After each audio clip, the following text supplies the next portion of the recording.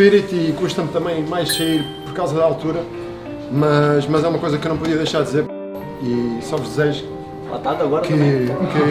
que ganhem e que rebentem com isto tudo, porque nós estamos muito bem. Boa sorte. When the misfortune of some makes others happy. The story of Ruben Diaz is a good example. And do you think you and Ruben seem to have that little combination between you? Yeah, I've absolutely loved playing with him. Yeah, it looks like we defend with the two keepers. He's reading incredible the shoots and blocking. What a sign! What a sign!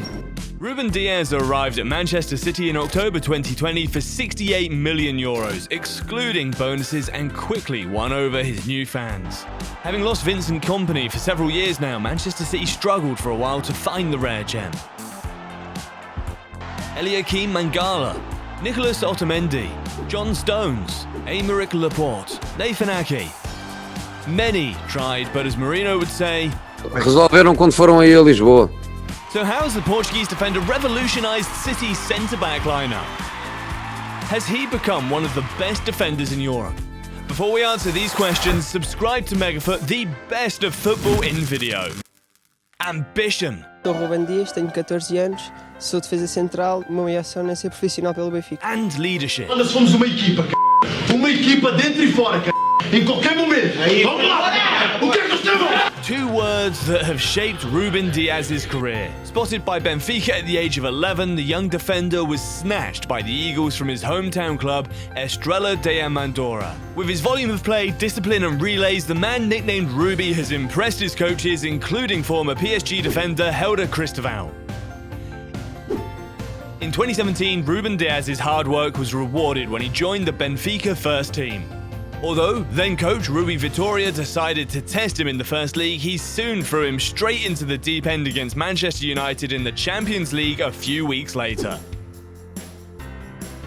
Benfica, like Ajax Amsterdam, are a formative club that do not hesitate to test their youth as early as possible. However, while the Lisbon side's reputation for attacking players is well established, there are few stars who shine in central defence. Since Humberto Coelho in the 1960s, Victor Lindelof, who completed his training in Lisbon, and Ruben Diaz are the only product of the club's youth academy to have really made their mark in that position. A club for a long time held by a certain Luis Al. The handover between Benfica's iconic former captain and the young Ruby was a success. Soon, the courtiers were jostling for the young Ruben Diaz.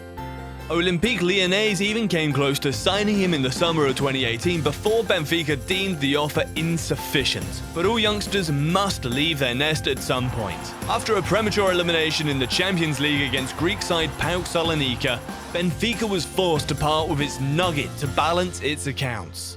Manchester City won the bid and Ruben Diaz finally became an Eagle. There's not just a player who play good, he's a player who make the other guys play good too. In his first season with the Sky Blues, Ruben Diaz has made a name for himself.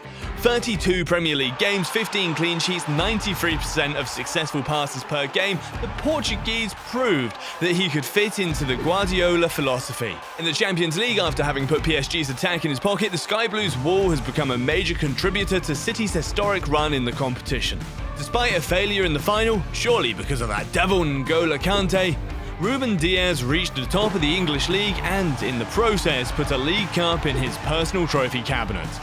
In the year 2020 to 2021, Manchester City played 4 more games than the previous season and conceded 4 fewer goals. The Diaz effect exists. Compared by the English media to Virgil van Dijk, the Rock of Liverpool, the Portuguese has made a name for himself across Manchester. He has been named Player of the Year by City fans, named in the Champions League's Best 11 and voted Best Player in the Premier League.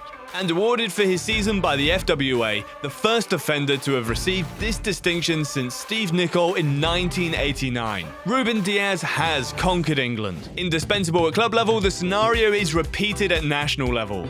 Portugal now has a fiery attack. It is at the cost of an aging defence. Ruben Diaz is, for the moment, the only viable alternative in the Lusitian rear guard, but also the exception in a country whose formation is oriented towards attack. Since Ricardo Carvalho, who left the national team in 2016, he is the only Portuguese-trained centre-back to have reached a top 10 European club before being internationalised. Behind him, Ferro, his Team of Benfica teammate, is no longer selected, and prospects Diogo Leite and Diogo Queiroz have yet to be favoured by the Portuguese coach Fernando Santos. Hard on the man, aerial presence and a polished passing game, Ruben Dias is a clever mix between the modern centre-back and the rock of yesteryear. You will have understood, Ruben Dias is on an ascending slope and nothing seems to be able to stop his rise to power. He's now one of the best in the world in his position, but the hardest part is still to come. He has to confirm it. In your opinion, has Ruben Dias become the best defender in the world? Tell us what you think in the comments.